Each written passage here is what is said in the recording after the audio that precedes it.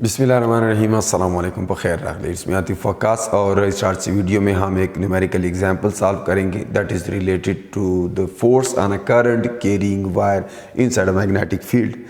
Now this example is taken from chapter number 13 second year physics for Khyber Pakhtunkhwa and Federal Board, and the statement of the question is a wire carrying 2 ampere current and has a length of 2 centimeter between the poles of a magnet is kept at an angle of 30 degree to the uniform field of 0.6 Tesla.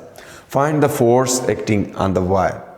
Now ये एक wire है और इसको हमने magnetic field के अंदर रखा हुआ है। मैग्नेटिक फील्ड की स्ट्रेंथ जो है 0.6 टेस्ला है और वायर जो है उसके अंदर करंट 2 एम्पियर है। इसके ऊपर फोर्स फाइंड करना है। अब आप जानते हैं कि किसी भी करंट कैरिंग वायर के ऊपर जो फोर्स लगती है वो जब वो किसी मैग्नेटिक फील्ड के अंदर पड़ा हो तो उसके ऊपर एक फ़ोर्स लगती है। अच्छा, फोर्स क्यों लगती है? बिकॉज जब भी किसी वायर में करंट हो वो एक इलेक्ट्रोमैग्नेट बन जाता है, उसके गिर्द एक मैग्नेटिक फील्ड पैदा हो जाती है और जब भी उसको किसी एक्सटर्नल मैग्नेटिक फील्ड में रखेंगे तो वो दोनों फील्ड्स इंटरेक्ट करेंगी जिससे उस कंडक्टर के ऊपर फोर्स लगेगी।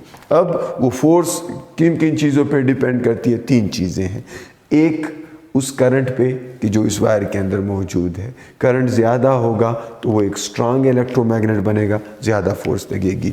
दूसरा, एक्सटर्नल मैग्नेटिक फील्ड की स्ट्रेंथ पर, बी पर। अगर बी ज़्यादा है, फील्ड की स्ट्रेंथ ज़्यादा है जिसमें हमने इसे रखा है, इस पर ज़्यादा फोर्स लगेगी। तीसरा, उस लेंथ के उस कंपोनेंट पे जो मैग्नेटिक फील्ड के परपेंडिकुलर पड़ा हुआ है।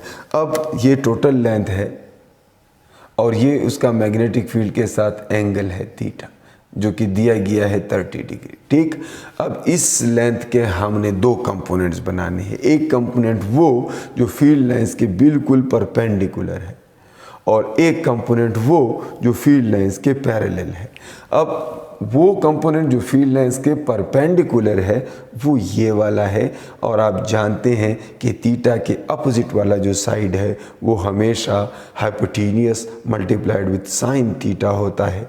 ये वेक्टर की रिजोल्यूशन जब आप करते हैं, वेक्टर को जब कंपोनेंट्स में रिजॉल्व करते हैं, वहाँ पे आप ये सीखते हैं कि थीटा के अपोजिट वाला कंपोनेंट हमेशा साइन थीटा से रिप्रेजेंट किया जाता है। सो हमारे लिए ये 3 चीज़ें इम्पॉर्टेंट हैं, ये हम और ये तीनों हमें गिवन है, इसलिए इस प्रॉब्लम को सॉल्व करना कोई मुश्किल नहीं है। आखिर में हम इसकी डायरेक्शन की बात करेंगे कि जनाब इस वायर के ऊपर जो एक्चुअली ये वायर है, इस वायर के ऊपर जो फोर्स लगेगी वो किस डायरेक्शन में होगी। तो पहले हम मैग्नीट्यूड की बात करते हैं। गिवन डेटा मैंने लिखा है, करंट 2 एम्पियर, लेंथ 10 सेंटीमीटर। अब यहाँ पर सेंटी प्रीफिक्स है, इसको ख़त्म करें ताकि कैलकुलेशन में आसानी हो। It's 10 raised to the power -2, then if you multiply it with 10 we get 10 raised to the power -1 meters. Then magnetic flux density, or you can call it magnetic induction, that is given as 0.6 Tesla, that is external magnetic field, and then the angle between B and L is given as 30 degree. Then required is the force, and ये नहीं कहा गया कि उस force का magnitude भी बताएं, direction भी बताएं, लेकिन ज़ाहिर है फोर्स का कहा गया है तो हमें फोर्स फाइंड करनी है।